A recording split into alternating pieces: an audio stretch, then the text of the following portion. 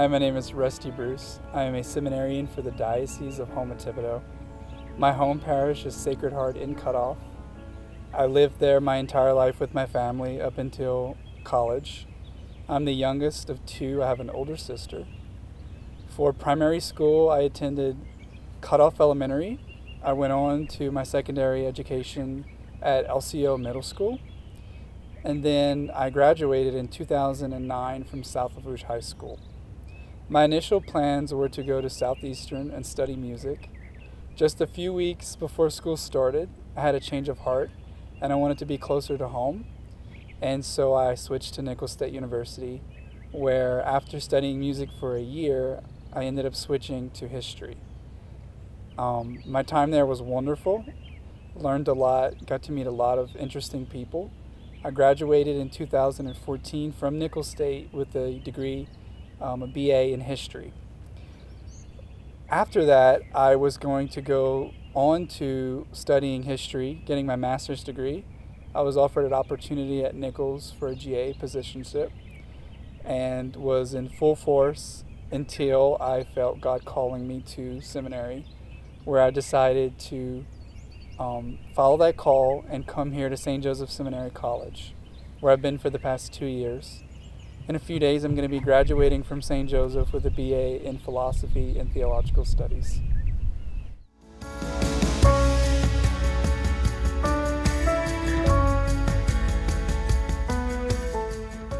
I really love the laid-back attitude of the people down the bayou.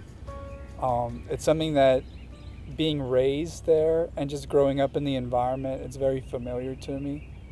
I love the food, the culture, the history, and just the diversity of the people coming from all parts of the world to the bayous and coming together like a gumbo and just gelling.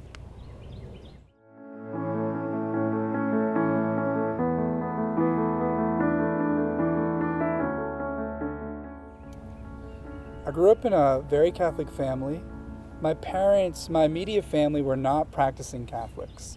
So it was my godparents who really stepped up and took initiative and brought me to church. So my very first encounters with God were at church, in the liturgies. My godmother would bring me to Mass on weekends. And then from there, I started going to adoration with her on Wednesdays at the neighboring parish at Holy Rosary. And so it was my encounters with the Eucharist and the liturgies where I really came to know God in a very personal way at a very young age. After going to weekend masses with my nanny in elementary school, finally one day I just said, I think I want to be an altar boy. And it was my mom who brought me to my first altar boy practice. And so my interest in the church gave my parents interest in the church. And I remember my first altar boy practice was right after the September 11th attacks. And so we went, and soon after, I was serving Mass. My very first Mass I served was on October 7th, 2001. It was a Sunday Mass at 7 o'clock on the Feast of Our Lady of the Rosary, which also happens to be my sister's birthday. And from there, just serving under two wonderful priests, Monsignor Francis Lejean and Father Gregory Fratt, my love for God and the liturgy grew. In middle school, I started to attend these programs called Bow Camp, put on here in Covington by the Legionaries of Christ. There I encountered other young people who were just as excited for the faith as I was. And my faith was able to grow on a deeper level, not just with feeling, but with theological truths that I came to know and learn and love. And from there to high school, continued serving. I was given another great pastor, Father Robert Rogers, who really capitalized on the potential that he saw in me as a server. And it was under him that I started thinking about priesthood. And he my relationship with him grew, and as it grew, I definitely got closer to Christ by walking with Father on my journey, and started really thinking and discerning a call to priesthood. When I went off to college, I continued to keep a close relationship with Father, and he would check in on me once in a while and see how I was doing, and would call me back to whatever parish he was at to serve his masses. And that really provided for me structure and a solid foundation. So I would go back home and serve masses at my home parish. I would also go wherever he was at. And he introduced me to other holy and solid priests, like Father Will Camellis, who played a huge role in my discernment. Father Will got me thinking about religious life, something I never considered before because I was never around religious. And so I thought for a while about joining the Dominican order. Father also had a great love for the Latin Mass, and that's something that, being around him, I picked up on. And so it was through the Latin Mass that I discovered a beauty and reverence of the liturgy that was missing before. And I really took that and applied it to the Novus Ordo, the masses that I serve on weekends. And I remember being really excited about religious life. He had set up, Father Will did, set up a come and see on the East Coast for me, so I went and check it out, and came back and was really excited about it.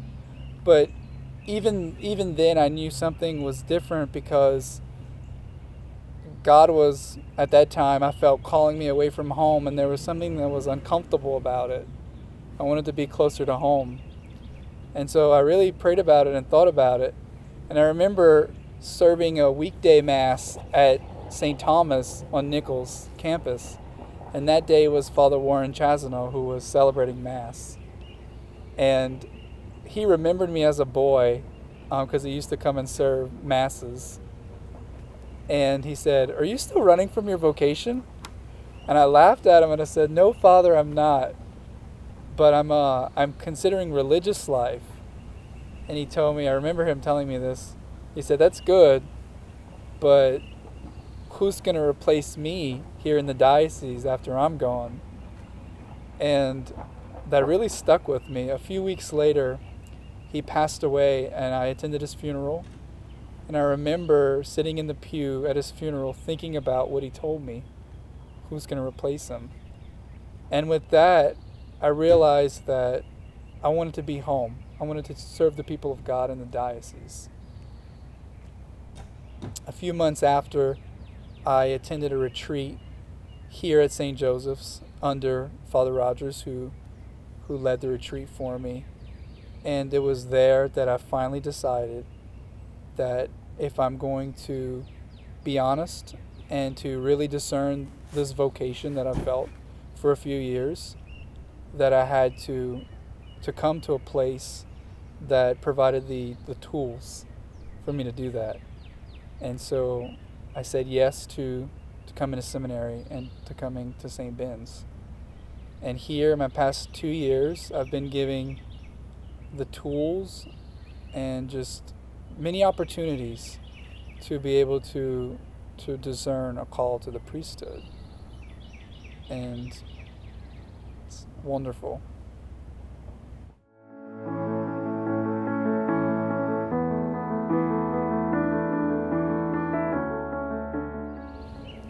Seminary is truly a unique place. It's different from other places of higher learning. When I came here, I was expected to be challenged, but I had no idea the level of difficulty that the courses are here, because it is truer to a real liberal arts education. St. Ben's and most seminaries really do a wonderful job of educating the man as a whole person. And so the academics here are challenging, but they're definitely doable. And one of the things that I struggled with when I got here was trying to keep a balanced life of academics along with all the other expectations that seminary has. But I've been able to, I think, master it. The relationships that we form here are definitely long-lasting. There's a sense of brotherhood here that I haven't experienced anywhere else. There are beautiful days. There are also difficult days here. But the beautiful thing about those difficult days is that you don't have to go through it alone. There's over 100 other guys here that are going through probably the same things that we're all going through. And for me, that has been one of the most consoling things for me, is just being able to go to my other brothers in my times of difficulty here. The environment, the peace here.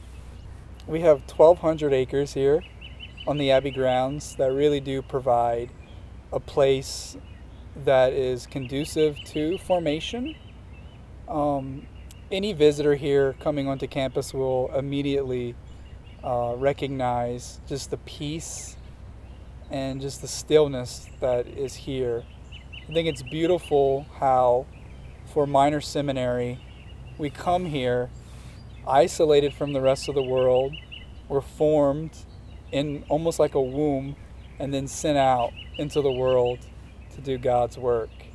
And being here has really given me the opportunity to not only shut off from the rest of the world while still being connected with it, but it's given me the opportunity to turn inward and to really discover who I am and who God is calling me to be, because of the peace and the stillness here that we really can't get anywhere else.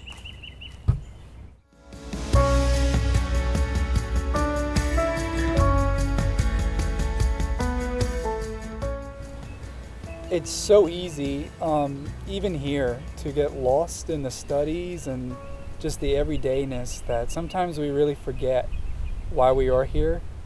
And when those moments happen, I keep pictures and letters that people send me, and I have it pinned in my room, and I go to that, and it reminds me of why I'm here and who I'm called to serve and to be Christ to. And I've been here now for 2 years at St. Joseph's, and occasionally they let us go back to the diocese.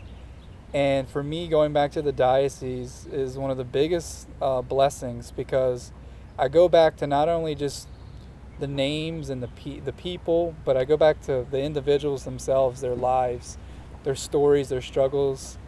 And being with them really does give me energy. And it's my way of reminding myself of why I left home in the first place to come out here and to be formed as a man of God. And so what I'm looking most forward to is just going back home and just being with the people, walking with them, being their shepherd, being able to teach them what I learned, as well as being open to what they have to teach me. And so just being with them and among them is what I'm really looking forward to.